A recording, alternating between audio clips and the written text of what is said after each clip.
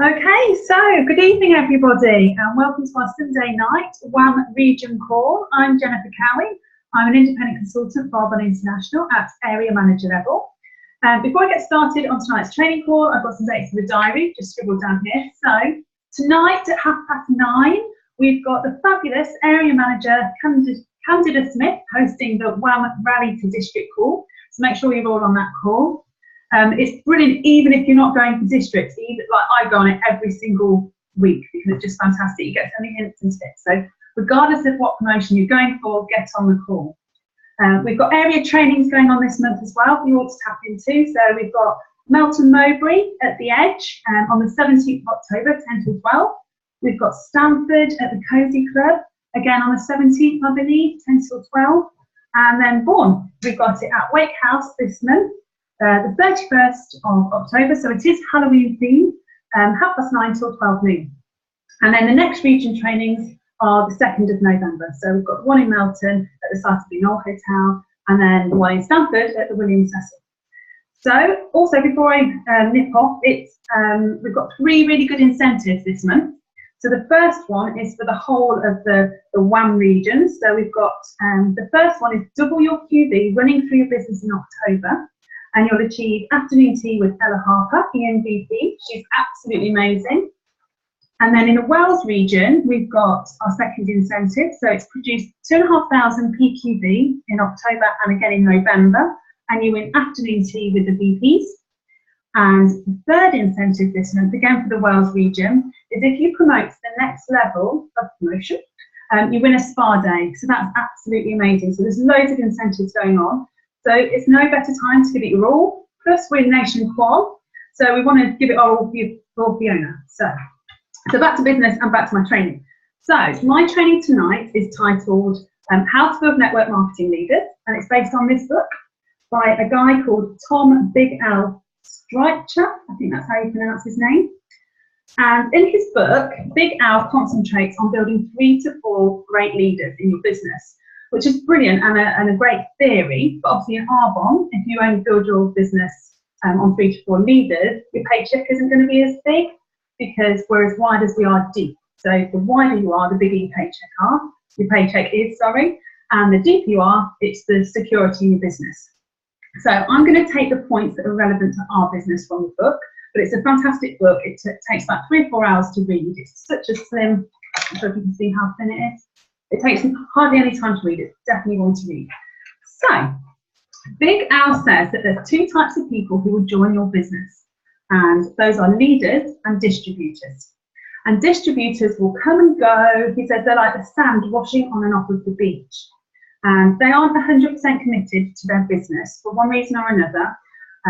So distributors will think, well, I'll try this company for a while, and then maybe I'll watch some TV, then I'll try a different company. And if my bonus check is too small, then I'll quit. So distributors want different things from the business. Okay, and those are, so distributors, it says here, okay, so distributors will come and go, but leaders are people who are loyal to you. I quite like this quote because he says, leaders continue working the business for their own reasons. They'll continue working their business when you're in Hawaii or on a Caribbean cruise. How funny is that? When they're on a Caribbean cruise. So yes, so your distributors have their own agenda. So for instance, some of the things distributors want from their business and from our business: the ability to save on their own personal purchases, a chance to make retail sales and profits, a feeling of belonging to a positive group of people, a chance to develop personally, a quick check to pay off their visa bill, a part-time income to put their child through college, enough money to make their car payments, or to make their one dream vacation. So all of these are really great reasons for a distributor to join the business and get out with what they want. And we should support them all we can. However, Big Al says, don't push your agenda on them. So you want to build a big business, you're a leader, you want to build a big business, but not everybody wants to do that. So just let them know where you are. So don't always be ringing them and getting them to go to meetings that they don't necessarily want to go to, do trainings or be on Zoom calls, because they just don't want to do that. Just love them for where they are and offer them the support that they need, and just say, you know where I am when you're ready to you know, if you need me more.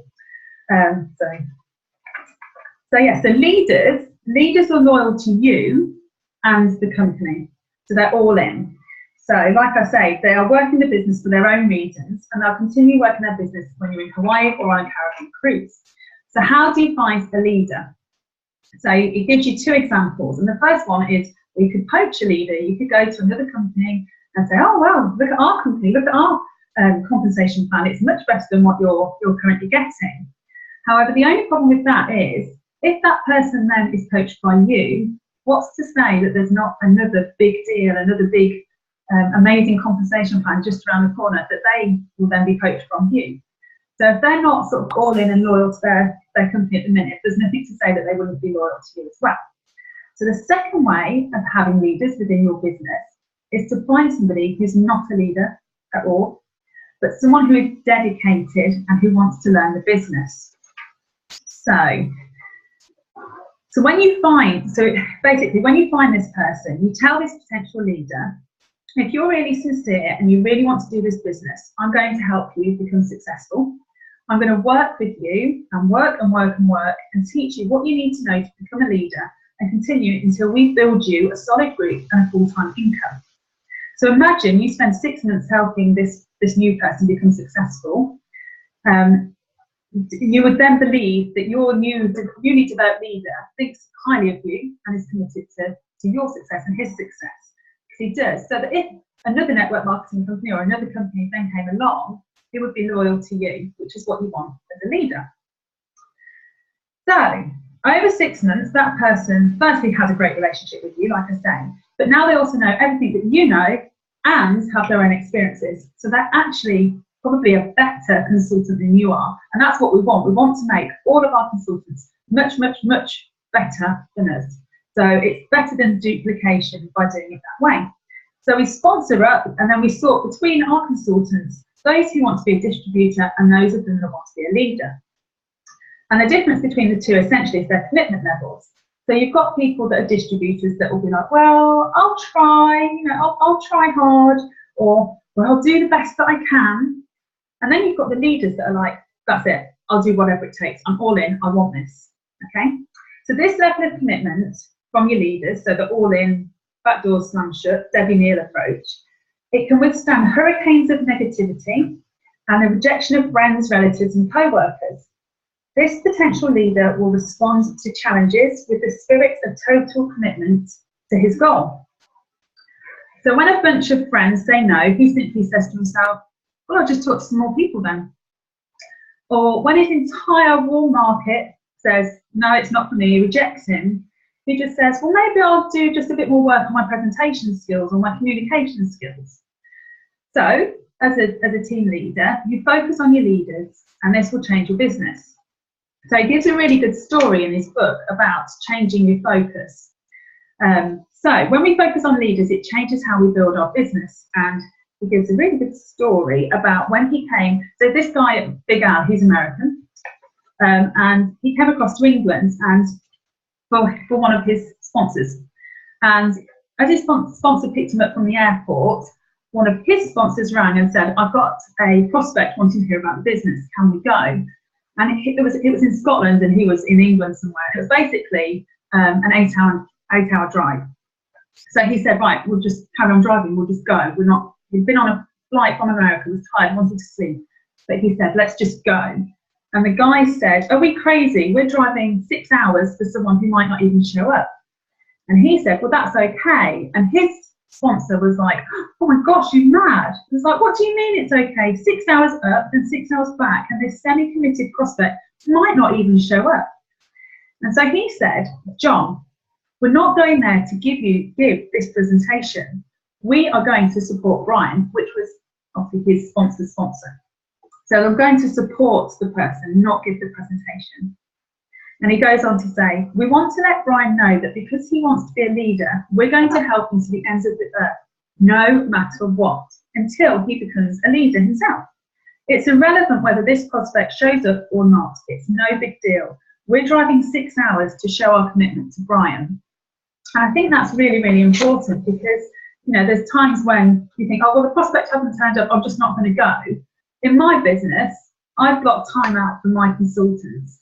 If the person's there or not, it doesn't matter to me. I'm still going, never, regardless. I still go and see my consultants because it's my commitment to them to say, we'll do some training or we'll make some calls together just to show that I'm trying to help them build their business.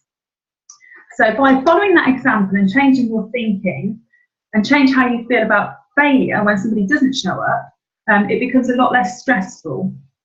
So the reason you're going to your meetings is to develop the person into a leader, not to present the business, which I just love that.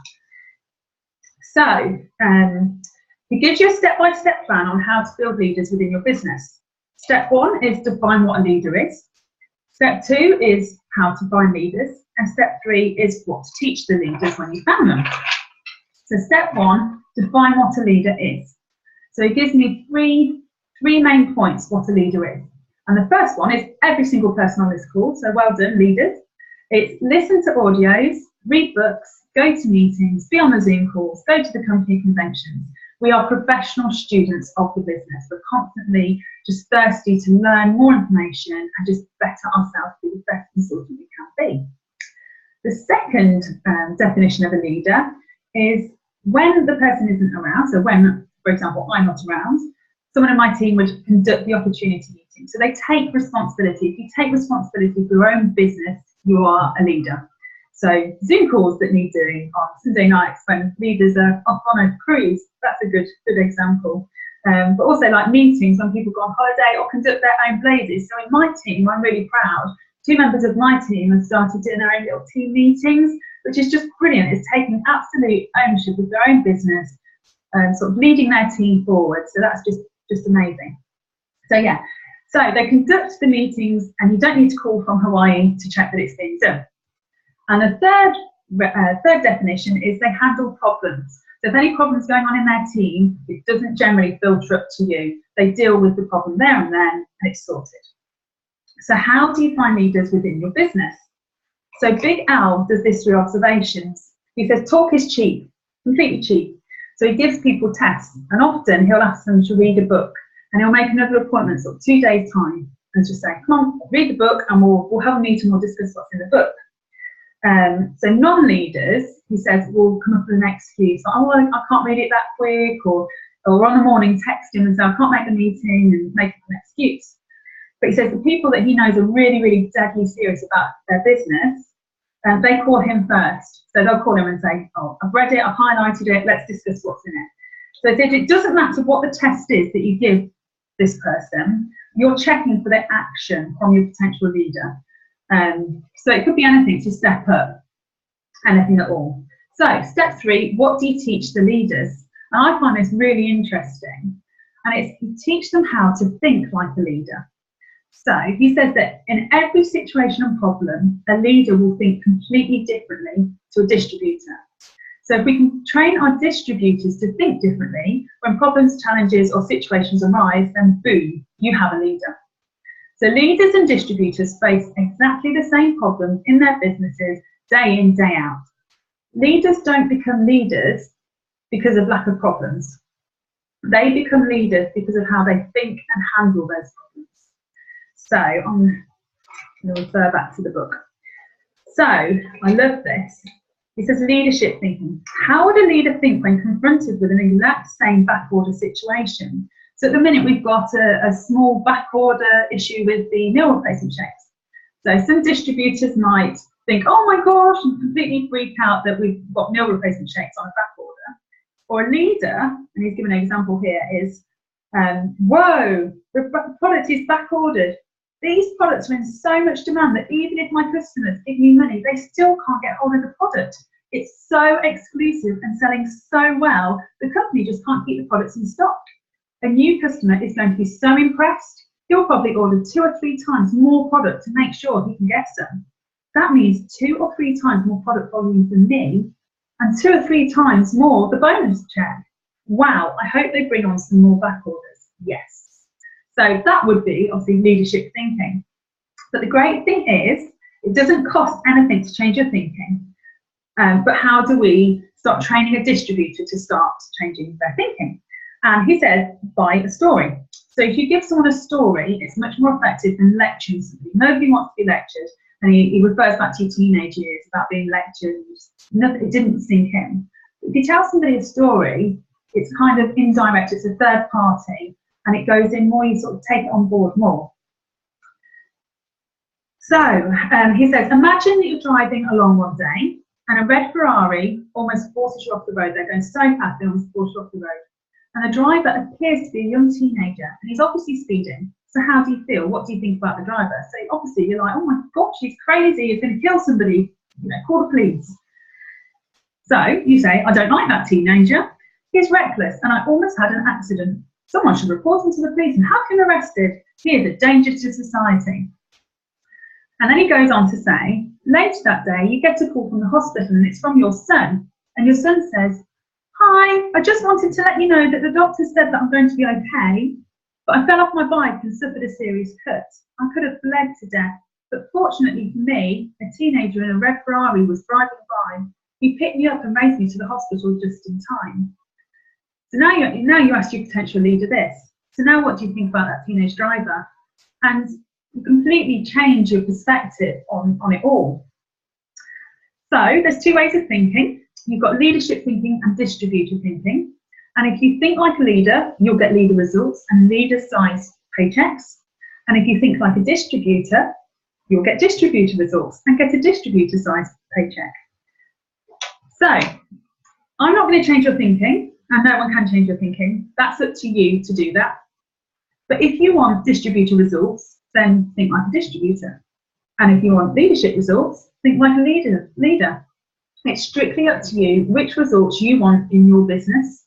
Pick the results you want in your life, and then you'll know which type of thinking to choose. Thank you very much.